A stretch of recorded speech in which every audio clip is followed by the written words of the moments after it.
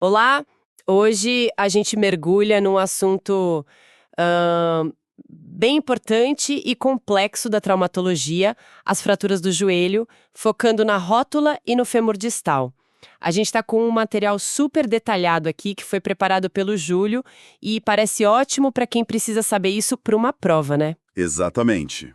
Nossa missão aqui é esmiuçar esse material ponto a ponto, porque, vamos combinar, para a prova, cada detalhezinho conta muito. Com certeza, a ideia é essa mesmo: dissecar tudo, desde a anatomia até o tratamento, para facilitar a vida na hora de lembrar. Perfeito. Então, vamos começar pela rótula. O material já abre dizendo que é o maior osso sesamoide do corpo. Confesso, sesamoide, o que é isso exatamente? Boa pergunta para a gente começar. Um osso sesamoide, tipo, ele é um ossinho pequeno, normalmente mais arredondado, que fica no meio de um tendão, sabe? Ele aparece onde o tendão passa por uma articulação e aguenta muita força, de compressão, de tração. A rótula é o maior exemplo, fica ali no tendão do quadríceps. Ah, entendi. E a função dele é? Basicamente, ele melhora a mecânica do músculo, deixa o músculo trabalhar de forma mais eficiente. Interessante. E a anatomia dela ali no joelho, o material fala da face posterior, da cartilagem. Isso. A maior parte da face de trás da rótula, uns 3/4 dela, mais para cima, tem uma camada grossa de cartilagem. Essa parte que desliza lá no fêmur, na tróclea, formando a articulação fêmuro-patelar. Faz parte do que a gente chama de aparelho extensor do joelho. Aparelho extensor. Isso inclui o que exatamente? E qual o papel da rótula nisso? O material fala que ela funciona como um fulcro. O que seria isso? Isso. Fulcro é tipo um ponto de apoio de uma alavanca. O aparelho extensor é todo o sistema que estica a perna. O músculo quadríceps, o tendão dele que abraça a própria rótula, e o tendão rotuliano, que liga a rótula na tíbia. A rótula, bem ali no meio, funciona como esse ponto de apoio. Ela aumenta o braço da força do quadríceps, sabe? E potencializa a extensão em quase 30% com o joelho reto. É um sistema bem engenhoso. Nossa, 30%. Faz toda a diferença. Então, se algo quebra nesse sistema, Aí complica. O material do Júlio é bem claro nisso. Rompeu o tendão do quadríceps, fraturou a rótula com separação ou rompeu o tendão rotuliano, a pessoa geralmente não consegue mais esticar a perna ativamente. Fica sem força para isso. e tem os retináculos também, né? O material cita eles. Sim, os retináculos, medial e lateral, são tipo umas faixas de tecido que saem do aparelho extensor e ajudam a manter a rótula no lugar certo enquanto ela desliza, dão estabilidade. Entendido. E essas fraturas de rótula, elas são muito comuns? O material do Júlio traz números? Traz sim. Elas são relativamente raras, ficam ali entre 0,5% e 1,5% de todas as fraturas. Geralmente acontecem por uma pancada direta na frente do joelho, E a idade mais comum? mais em adultos, entre 30 e 60 anos. O material também liga essas fraturas a traumas mais fortes, tipo acidentes de carro, as fraturas do painel, como é isso? Ah, sim, é um clássico, infelizmente. Imagina uma batida de frente. A pessoa vai para frente, o joelho está dobrado e bate com tudo no painel do carro. Essa pancada direta na rótula causa fratura. E nesses casos de alta energia, é super importante procurar outras lesões juntas. Que tipo de lesões associadas? O que o material menciona? Olha, pode ter fratura do planalto tibial, que é a parte de cima da tíbia no mesmo lado, pode ter fratura do próprio fêmur mais para cima ou na ponta, e até luxação do quadril para trás. A energia se espalha, né? Além da pancada direta, tem outros jeitos de fraturar? O material diferencia direto e indireto? Tem sim. O mecanismo indireto é interessante. Acontece quando o quadríceps contrai de forma muito brusca e forte com o joelho meio dobrado. Tipo num tropeço, num salto. Essa puxada violenta do músculo pode literalmente quebrar a rótula. Geralmente faz uma fratura transversal, reta. Às vezes o polo de baixo da rótula quebra em vários pedacinhos. E tem uma diferença importante no tipo de estrago, né? O material do Júlio destaca isso para a prova. Exato. Ponto-chave. Lesão indireta pela contração costuma machucar mais os retináculos, aquelas faixas laterais. Já a lesão direta, a pancada, geralmente causa mais dano no osso mesmo, mais fragmentos. Ajuda a entender o que procurar. O material também fala de causas iatrogênicas. O que é isso? Iatrogênico é algo causado por um procedimento médico. No caso da rótula, pode acontecer, por exemplo, depois de colocar uma prótese de joelho ou numa cirurgia de ligamento cruzado anterior, se usarem um enxerto tirado do tendão rotuliano. É uma complicação possível.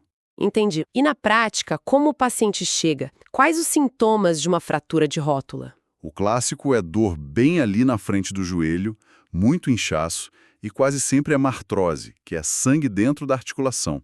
O joelho fica bem inchado, tenso. E a pele? O material menciona bolhas, roxos. Isso importa? Importa sim. Bolhas flictenas, roxos, contusões, arranhões. Tudo isso mostra a força da pancada e o quanto os tecidos em volta sofreram. Uma pele muito machucada pode até adiar ou complicar uma cirurgia, por exemplo. E claro, tem que olhar bem se não tem nenhuma ferida aberta, para descartar a fratura exposta. Na hora de palpar, muitas vezes dá para sentir um degrau ou um buraco onde quebrou. E a função, a pessoa não consegue mesmo esticar a perna. Geralmente não. Essa incapacidade de estender ativamente é a mais comum. Mas olha que interessante, o material do Júlio traz uma exceção. Se os retináculos estiverem inteiros, eles podem meio que segurar as pontas e a pessoa consegue sim fazer alguma extensão ativa, mesmo com a fratura. Nossa, que curioso! Já para dobrar o joelho aí, a dor limita bastante, quase sempre. Certo. E para classificar essas fraturas, o material fala da OTA. Fala assim, a OCT tem aquela classificação com letras e números. Para a rótula, menciona os tipos A, fora da articulação, B, parcialmente dentro, e C, totalmente dentro da articulação. Mas tem uma nota dizendo que não se aplica muito bem à parte da frente da rótula, que não tem cartilagem. E na prática, o que se usa mais? Na prática, o pessoal usa muito uma classificação mais funcional, digamos. Baseada no mecanismo, foi pancada ou foi contração, no desenho da fratura, é transversal, vertical, em pedaços, e o principal, o quanto os fragmentos estão desviados. As transversais são as mais comuns. E esse desvio é o ponto crucial para decidir o tratamento, né? Como o material define isso bem certinho? Exato. Isso tem que decorar. Segundo o material do Júlio, a fratura é desviada e aí geralmente precisa de cirurgia se tiver um degrau na articulação maior que 2 milímetros ou uma separação entre os pedaços maior que 3 milímetros. 2 de degrau, 3 de separação. Esses são os números mágicos. Ok, 2 milímetros degrau, 3 milímetros separação. Anotado. E como a gente confirma isso tudo? Com exames. A história e o exame físico já dão a dica, né? Mas as radiografias são essenciais. O AP, de frente, mostra o traço da fratura, a posição da rótula. O perfil, de lado, é o melhor para ver o desvio, o degrau e a separação, e também se quebrou em muitos pedaços. Às vezes, um axial, que é uma visão de cima, com o joelho dobrado, ajuda a ver fraturas na cartilagem ou as verticais. E ressonância ou tomografia? O material diz quando usar? Não são de rotina para rótula, não. Mas a ressonância pode ser útil se tiver suspeita de lesão de ligamento junto ou para confirmar uma fratura osteocondral. Sabe aquele pedacinho de osso com cartilagem. Já a tomografia, o material indica para casos mais complicados. Avaliar se num colo direito, pseudortrose, se colo torto, consolidação viciosa, para achar fraturas escondidas ou por estresse, ou para entender bem uma fratura muito quebrada antes de operar. A cintilografia é mais para estresse ou suspeita de infecção. E o que mais poderia dar sintomas parecidos? Diagnóstico diferencial? O material do Júlio aponta 3 principais. Primeiro, a rótula bipartida. É quando a rótula nasce em 2 pedaços que não grudam. A dica é que as bordas são lisinhas, diferente da fratura que é irregular. Geralmente tem nos 2 joelhos e não dói. Ah, interessante. Segundo, a luxação da rótula, quando ela sai do lugar. E terceiro, a ruptura do tendão do quadríceps ou do rotuliano. Também impede de esticar a perna, mas aí o buraco que a gente sente é em cima ou embaixo da rótula, não nela. Certo. Chegando no tratamento, quais os objetivos principais? O material do Júlio coloca 3 metas bem claras. 1. Deixar a superfície da rótula o mais lisinha e encaixada possível, para não dar artrose depois. 2. Recuperar a função do aparelho extensor para a pessoa esticar a perna com força total. E 3. Evitar complicações. E a decisão? Cirurgia ou não? O material puxa mais para cirurgia, RAF, né? Sim. A redução aberta e fixação interna RAF hoje é o tratamento preferido para a maioria. Basicamente, para todas aquelas que têm desvio, mais de 2 milímetros de degrau ou 3 milímetros de separação, para as fraturas muito quebradas, cominutas, osteocondrais ou aquelas longitudinais com desvio. E claro, se for exposta, tem que operar. E o que se busca na cirurgia? O principal é alinhar os pedaços perfeitamente, tipo um quebra-cabeça, principalmente na parte da cartilagem. E aí fixar com alguma coisa, placa, parafuso, fio de aço, que seja firme o bastante para poder começar a mexer o joelho logo. Mobilizar cedo é chave para não ficar duro. Tem várias técnicas. O material descreve o uso de fios, parafusos. Uma técnica bem famosa para fraturas transversas é a banda de tensão. Usa 2 fios de Kirchner atravessando a fratura e um arame em forma de 8 na frente. Quando aperta o arame, ele transforma a força que separaria a fratura em força que comprime, ajudando a colar. E se tiver muito quebrada que não dá para montar? Aí, em último caso, pode ser preciso tirar uma parte ou até toda a rótula, patelectomia, mas isso é exceção, porque a função do joelho fica bem prejudicada. E quando dá para tratar sem cirurgia, o conservador? As indicações são bem restritas segundo a análise.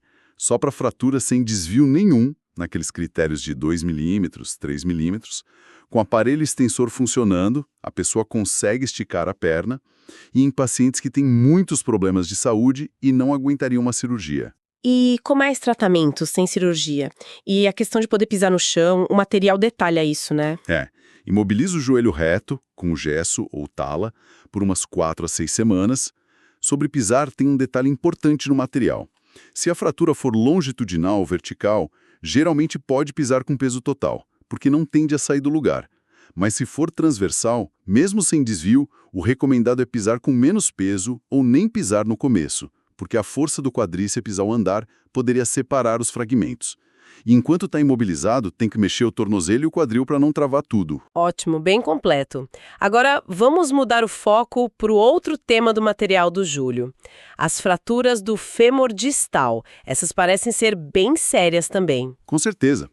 Embora sejam menos comuns que outras fraturas do fêmur, tipo uns 10%, o material do Júlio alerta que elas estão ficando mais graves e problemáticas. Por quê? Por 2 motivos principais.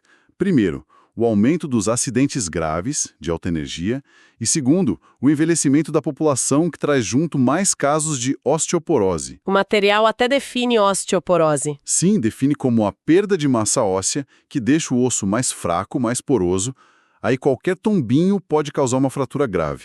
É a causa mais comum de fratura em idosos, especialmente mulheres depois da menopausa. Muitas vezes, um idoso quebra o fêmur distal numa queda simples em casa e isso já acende o alerta para a osteoporose. E essa região do fêmur distal, onde fica exatamente e quais os perigos ali perto? É a parte final do fêmur, onde ele começa a alargar para formar o joelho, até a junta mesmo. E ali atrás do osso, olha, passam estruturas super importantes, a artéria poplítea e o nervo ciático, ou os nervos que saem dele.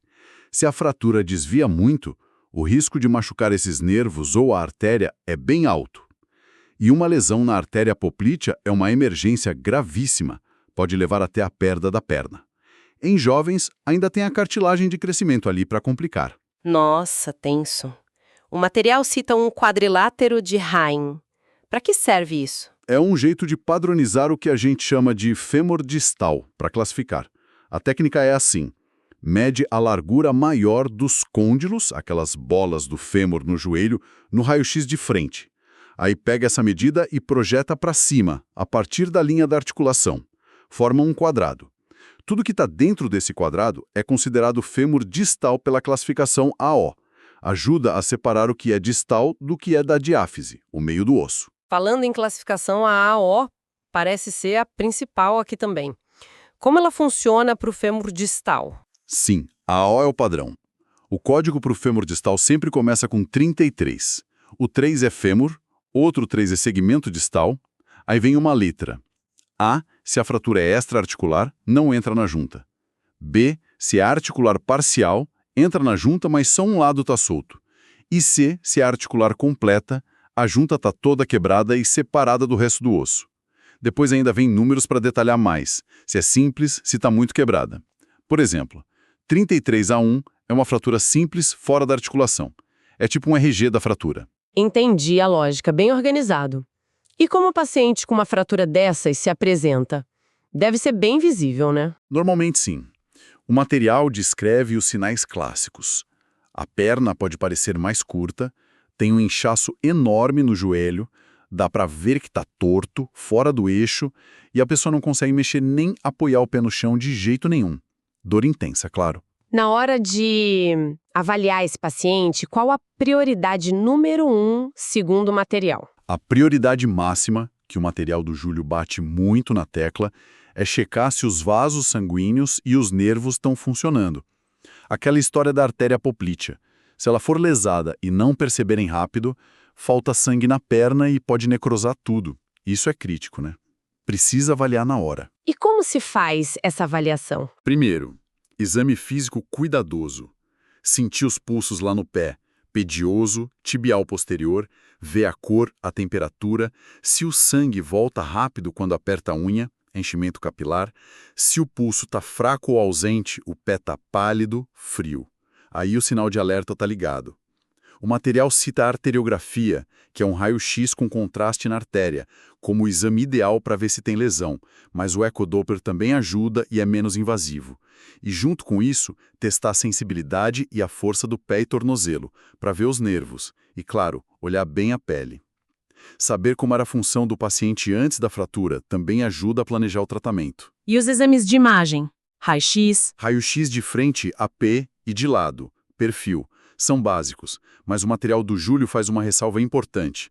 O raio-X tem que pegar o fêmur inteiro, até o quadril, não só o joelho, para não comer bola e deixar passar outra fratura mais para cima no mesmo osso. Boa dica. E tomografia? A tomografia é muito usada, sim. Principalmente se a fratura entra na articulação, tipos B e C da AO. Ela mostra os detalhes dos pedaços quebrados, o quanto está fragmentado e ajuda demais a planejar a cirurgia. Certo. E o tratamento? O material fala do conservador, sem cirurgia. Ainda se faz? Olha, antigamente era o que tinha. Mas hoje, como o material do Júlio deixa bem claro, tratar fratura de fêmur distal com gesso ou tração é coisa rara. Fica reservado para casos muito selecionados. Fratura sem desvio quase nenhum ou paciente muito grave que não aguenta a cirurgia. Os estudos mostram que tratar sem operar geralmente dá resultado pior. O osso cola torto mais vezes, o joelho fica duro, a fratura pode não colar, pseudoartrose. Então, a mensagem é, tirando essas exceções, o tratamento para fratura de fêmur distal é cirúrgico. Então a cirurgia é quase sempre a indicada. Quais os objetivos? Isso. O padrão hoje é operar. Os objetivos são, primeiro, montar a superfície da articulação de volta no lugar certinho para evitar desgaste, artrose no futuro. Segundo, fixar tudo tão bem que dê para começar a mexer o joelho e a pisar o mais cedo possível. Isso é fundamental para recuperar a função e evitar as complicações de ficar parado. Mas tem riscos na cirurgia, né? Sempre tem. O material menciona o risco de machucar a artéria ou nervo durante a cirurgia por estarem ali perto, e o risco de infecção, que numa cirurgia com metal, placa, haste, pode ser bem complicado. E quais as técnicas que o material descreve para fixar essas fraturas? As principais são parafusos, usados sozinhos em fraturas mais simples ou junto com outros materiais. O material destaca os parafusos de rosca parcial, que ajudam a apertar um fragmento contra outro. Placas. São chapas de metal moldadas no osso e presas com vários parafusos. Tem placas mais modernas, bloqueadas, LCP, que dão muita estabilidade, ótimas para fraturas complexas na articulação. Hastes intramedulares. É um pino grosso que vai por dentro do canal do osso. Por fêmur distal, geralmente, a haste entra pelo joelho via retrógrada. Às vezes, pode entrar pelo quadril anterógrava, mas é menos comum só para fratura distal. A escolha entre placa ou haste depende muito do tipo da fratura, da qualidade do osso do paciente, essas coisas. Excelente! Nossa, cobrimos muito detalhe dessas duas fraturas, seguindo o material do Júlio. Para a gente fechar, quais seriam as diferenças mais marcantes entre tratar uma rótula quebrada e um fêmur distal quebrado? Boa. Vamos resumir. A rótula é chave para o mecanismo extensor. Quebrou ali, a força para esticar a perna some. O fêmur distal é osso de carga. Quebrou ali, a perna perde a sustentação. A classificação da rótula é muito focada no desvio funcional, 2 mm, 3 mm. A do fêmur distal usa AO mais anatômica.